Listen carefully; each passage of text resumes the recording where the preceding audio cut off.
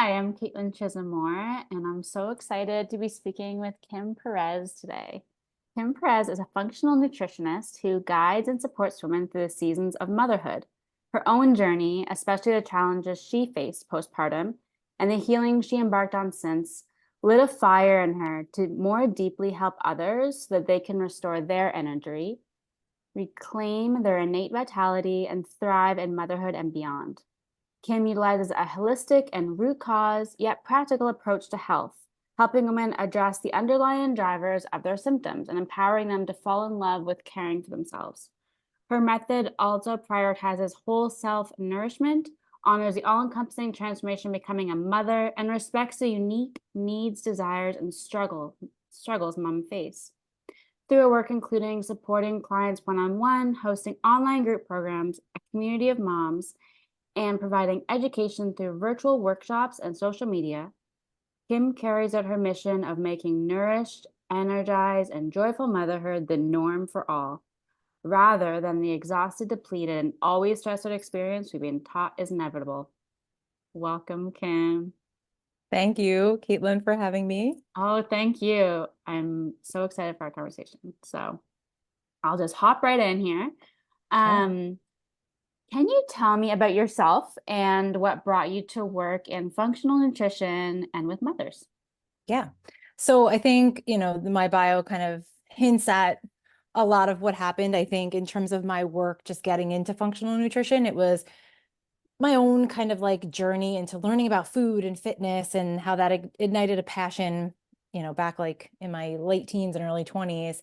And I just knew that, I pursued that passion to where it led me to a master's degree in health promotion. And I kind of got there and I was like, "Ugh, I still like, I want to go deeper." And that is what led me to pursue my functional nutritional therapy certification. But of course, becoming a mom kind of added a new layer to that. So, loved the like holistic and root cause approach to health. But then I became a mom and I was like, whoa, like moms need something really different than the general kind of approach, even in the holistic space. And I realized that we go through such unique challenges, unique to each one of us, but also universally unique, amongst all of us. And the like conventional and mainstream approaches just aren't only tapping the surface. And we're not getting the support we need, and we're not getting the education we need. And it's like all put on us individually to seek it out, if we even know to do that or have the resources to do that. So that journey of my own and the feelings and the symptoms that I had postpartum in that first year of motherhood, especially, are what really kind of like flipped the switch for me to focus on moms, like helping moms, because again, we have unique needs. We can't be, doing a billion things a day. We need what's easy, what's sustainable, what's practical, and also what is actually going to help us, because we know that there are so many demands of motherhood, backing up into like pregnancy and postpartum. Our bodies go through all these changes. And so, yeah, I just wanted to help kind of fill those gaps and give moms a little bit more hope and guidance and support in those areas that they're probably not going to be able, to access as easily elsewhere. Yes, thank you. Yeah, I love how many professionals end up working with mothers seem to be inspired by their own journey, like that surprise about what it's actually like. And yeah, but how women have like general similar symptoms or similar issues, but then also like very unique to their own physiology and their own psychology and all that as well. Love that. Um, can you describe what functional nutritional therapy is and why is it helpful for mothers? So there's many different definitions. I wouldn't say there's one, but kind of how I define it. So functional nutrition, most people are more aware of the term functional medicine, which is probably a little bit more popular at this point. But it's basically a root cause focused approach where we're looking at underlying drivers, underlying contributors to health issues, to symptoms, and we're looking at the body as all interrelated. Nothing is separate. So when we're looking at, hormones, we also have to look at the gut, for example. And everything is so intricately connected. So functional nutrition honors those things. Nutritional therapy, a little bit different. And that's why, I've kind of talked through the two, because nutritional therapy is, again, a very holistic approach to addressing and helping the body, not just addressing symptoms, but helping the body function better, right? And with that, helping the body feel better, going really down deep into those roots. So using food as, a healing tool. Mm, amazing. Yeah, I like the interconnected nature of the body because it doesn't just function separate. Right. Even though I think like the medical model kind of like tries to just solve symptoms and then it makes you feel like it's just all separated. Right. And if you've ever Um, been through any, particular health struggle of your own, or like watched a family member go through it, it can be absolutely exhausting. And that's kind of where I landed postpartum, because on one hand, I had all this like knowledge and experience, but I was like, I still like need some help figuring this out. And so it brought me to like my midwives first. And then that, sent me to, I did therapy. I went to a functional medicine doctor. I explored all these different avenues, but it kind of felt like nobody's communicating with each other, and yeah. everything can be so separate. And you can even be sent down like this spiral of seeing a specialist. And it's like, we don't really know. This isn't my specialty. So let's send you somewhere else. And that can get really exhausting, really time consuming, really energy depleting really fast. And, that's what I love about the work that I do, is that it encompasses so many different things. So we can like address so many different areas with, just a few kind of main priorities that are going to be more far reaching, right? Like what's going to give you the most bang for your buck? What's going to be the lowest hanging fruit that's going to impact so many different areas? And that's, one of the biggest reasons why I do love it for moms, because again, we can go really simple. We can get really detailed if we need to, but we can even simplify from there, just understanding like, okay, these are the main imbalances in your body. These are the real true root causes. And then we can focus on those things rather than a million things at once, which is so overwhelming. Yeah. Yeah. And I think moms already feel overwhelmed by that. Like, oh, Yeah. I have this and this and this and this. Like, and then it just keeps coming, especially postpartum, and your body is like recovering like that. Mhm. Um, so what do you look for, and specifically for a postpartum mother? So a postpartum mother, I utilize a lot of mineral testing in my practice because of many different things, but because of how closely minerals are tied to our metabolisms and energy and mental health, nervous system health, but also because of the impacts that pregnancy, breastfeeding, if you do, even just like the stress of postpartum have on minerals. So the number one thing that I do with postpartum moms is assess their minerals. That's like the main functional test that we do. But I also like to look at, again, zoom out, look at their whole kind of lives. We do, kind of look at what the stress was over, the last few months, but, even what happened during their pregnancy, their birth, their postpartum, how much support they have, looking at, sleep, hydration, of course, food, to see where can we make some adjustments to make sure that she's being properly supported. And with that, I mean like supported through food and all of those important pieces. So keeping things pretty simple from there, and then depending on her capacity and how postpartum she is, we might be looking at other pieces of the puzzle too, outside of nutrition. Like, is she getting outside? Is she getting any time to herself? Does she feel like she has people in her life that she can talk with? That's where the holistic component of what I do kind of comes in as well. Mm, yes. So important. I love that holistic lens that you're not just focusing on the diet, but actually like the lifestyle and the support. Um, and yeah, all the other elements that are adding to the depletion. Amazing. Yeah, yeah. I believe that food is very, very powerful. And obviously, it's like the main thing that I work with. But I also tell moms all the time, when you look at the other areas too, it does take a little bit of pressure off your diet, because it doesn't have to be perfect if you're attending to these other areas too, right? You can have a really nourishing diet, but also overall nourishing approach to how you're taking care of yourself. Mm-hmm. Yes, exactly. My goodness. Um, what have you noticed working with mothers are common challenges postpartum and throughout motherhood? Um, and what can mothers who are listening do to help their body recover? Even if they didn't do the tests, um, what is just some regular suggestions that you would give mothers? Yeah. So, common challenges, whether it's early postpartum or, your kids are older, is just making eating happen. That's a really common thing. And I think a lot of societal influences, diet culture influences kind of have conditioned us to believe that eating isn't as important, right? Like eating enough food, things like that. So I see a lot of moms just like, how do I find the time? How do I find the time to make a meal? I'm already so mentally, exhausted that I can't even think of what to eat. So there's lots of just kind of logistic and even mindset challenges around that. But especially in early postpartum, right? Like you're often like every second of your day is accounted for, and you're in pain and you're healing, and fueling yourself at that point really should not be your primary goal, right? Like you should have other people, not your primary responsibility. You should have other people helping you do that. So I think that's like the biggest challenge. And with that, sometimes it's like, I don't know what to eat. I don't know what I should be focusing on. Mixed messages, right? Low carb, low fat, cut calories, lose the baby weight fast. So much conflicting information.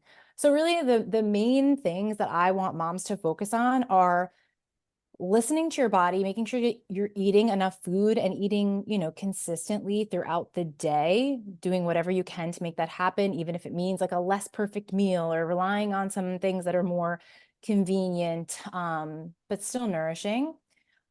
And just maximize the nutrients that you're getting as much as you can. So sneaking in really, nourishing, nutrient-rich foods here and there, making supportive swaps, stocking those things so they are readily available, and just being aware of, being more intentional and aware of the things you are choosing, because it's not about what's good or bad for you. It's about what is most supportive for your body and going to help you feel really good. And that's going to always come down to the, making sure you're getting sufficient energy, making sure you're getting lots of vitamins and minerals, which are going to help replenish you and support everything that your body needs to do. So make eating happen, maximize your nutrition, your nutrient intake. Probably my top two tips Mm-hmm. across the board. And really good tips. And I find that like sometimes it's easier to focus on your kids, especially when they start eating, right?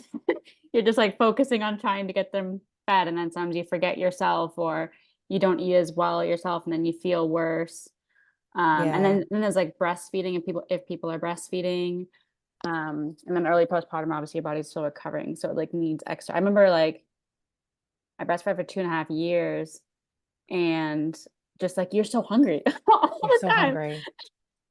You're Yeah. so hungry. And if you don't have things readily available, or you're not, like even just getting really into a routine and repeating foods, as long as that is okay for you and you don't get like too bored or, like disgusted by things, but like lean on your staples. It's okay to eat the same thing for breakfast every day, especially when you're in a season where things are kind of busy and chaotic, right? If you need that, because yes, you're going to be hungry. Even if you're not breastfeeding, you're still going to be really hungry as your body's recovering.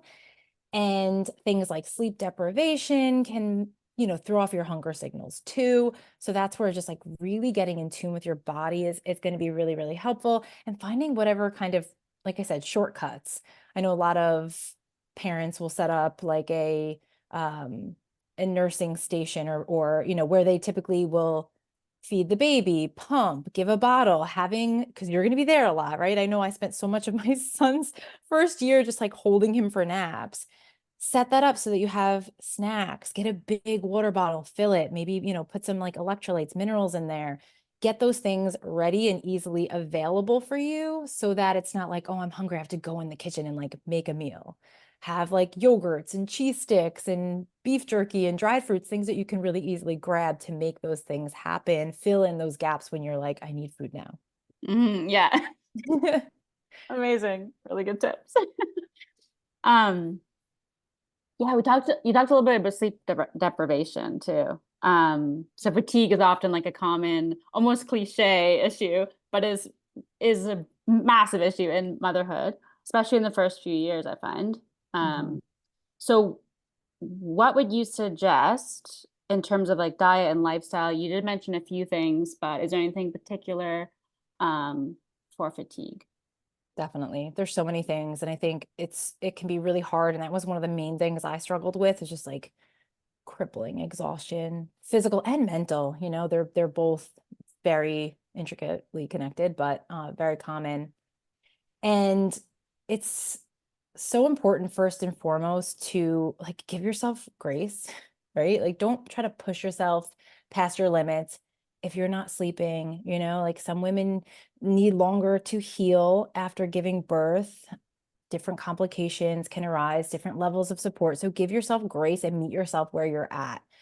And I say this because unfortunately, especially in the US, women don't get often, or all women, all parents really, enough time after birth to heal. And there's things that might be outside of your control in terms of needing to go back to work, childcare, all of this. So that aside, where else can you meet yourself where you're at in terms of your energy? Like maybe not the best time to be trying to get back to exercise or go to boot camp or wake up early to go for a run or something. Say no to things if you don't have the capacity for them.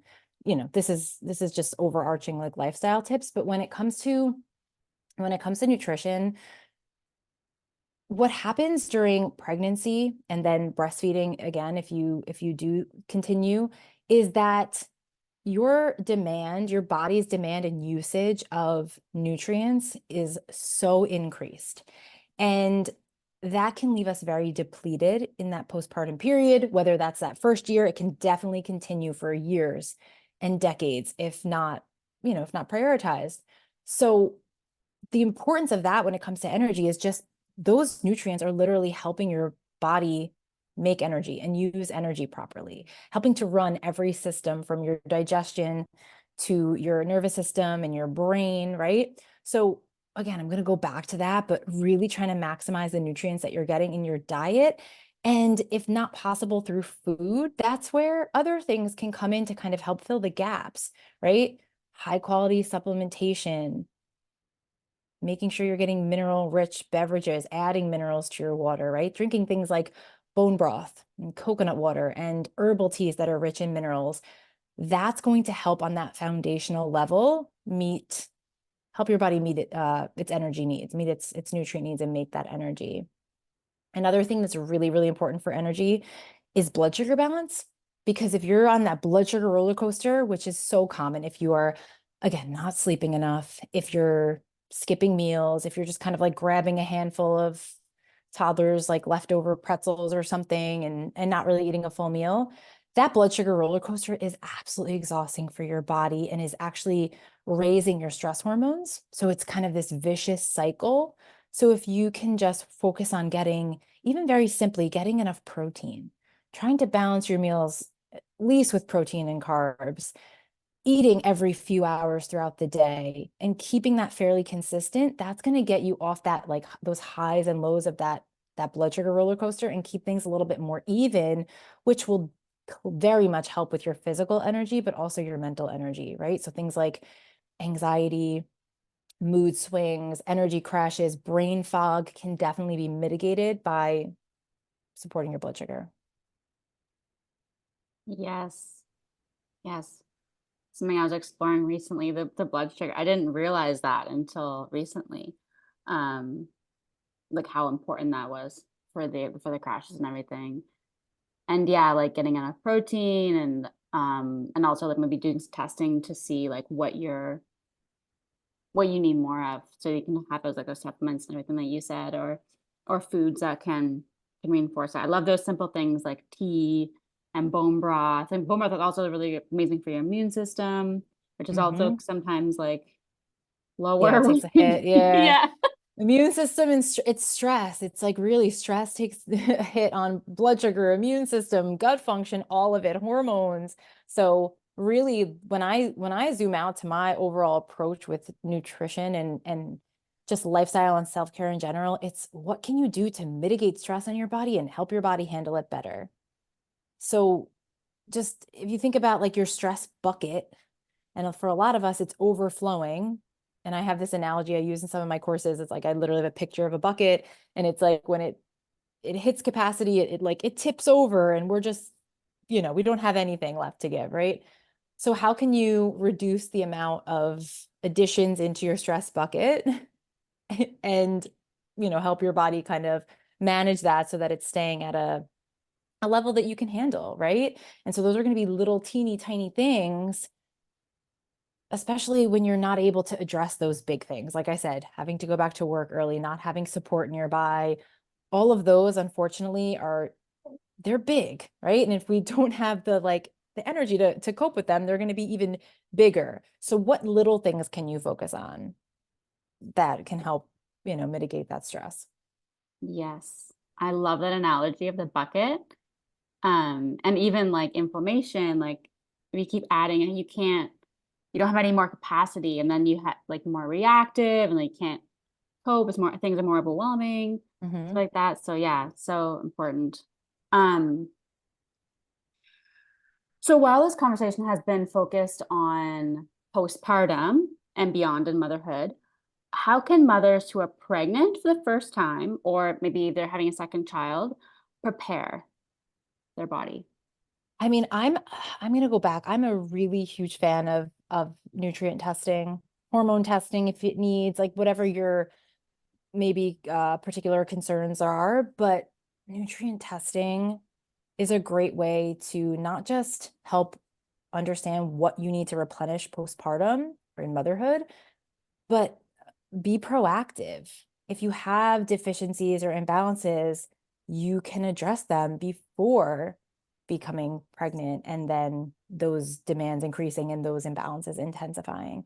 So testing is a great thing to do. In general, building more resilience, building more, supporting your metabolism, supporting your nervous system.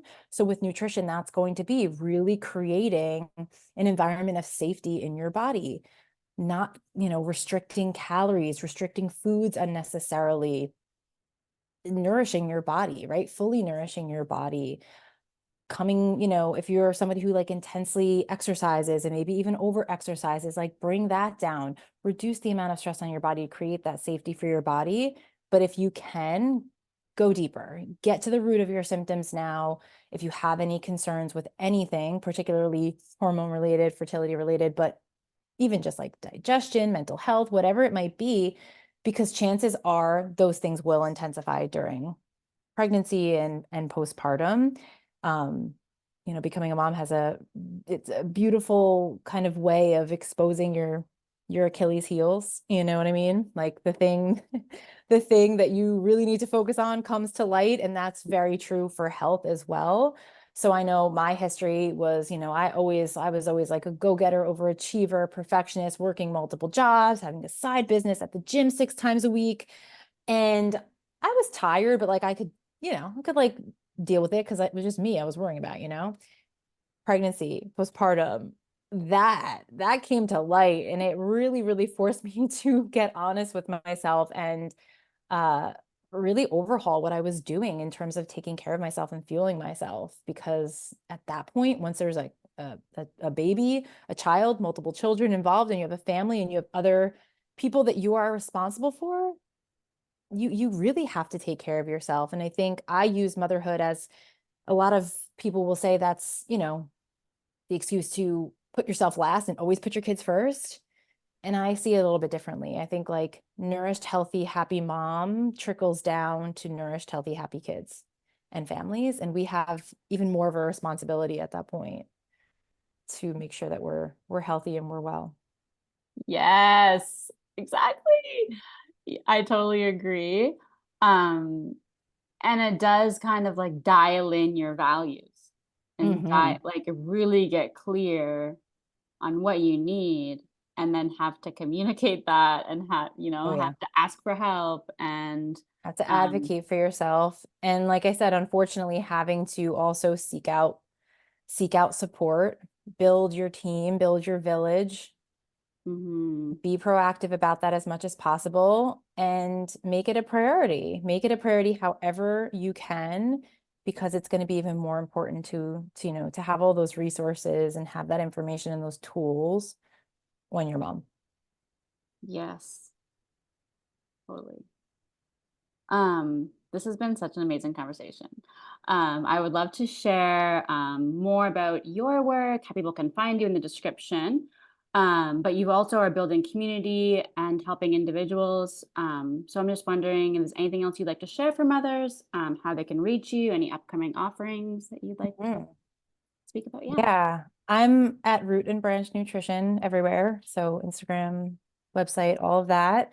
I did just launch my online community, the Nourish Moms Village, which is a project I'm just so excited about. I've been working on it for so long, and that's going to be the place, like the mom group that is going to help you nourish yourself, care for yourself, prioritize yourself. So there's obviously other moms that you can connect with in there. We're building a community, but also it's a resource hub for you to get information like this, nutrition, lifestyle, health, self-care that's really curated for moms all in one place. So I have that, which is my brand new project that I'm so excited about. But I also have one-on-one services. I run, like I said, I run mineral testing and other forms of assessments. And I do have a group program called Nourish Postpartum that is more specific for moms in those early years. So yeah, something for everyone. But I do post a lot and educate a lot on social media, on my blog, in my newsletter. So tons of free resources. And I encourage anyone to connect with me there. Come say hi. I love meeting other moms. Mm, incredible. Thank you so much for the work you're doing. And I'm excited to You. check that out. And I hope that many other moms can connect with you and get their health in order and also connect with other moms in that village that you've created. So thank you so much for your time today, Kim. Thank you. Thank you so much for having me. I appreciate you. Oh, thank you. Take care. You too.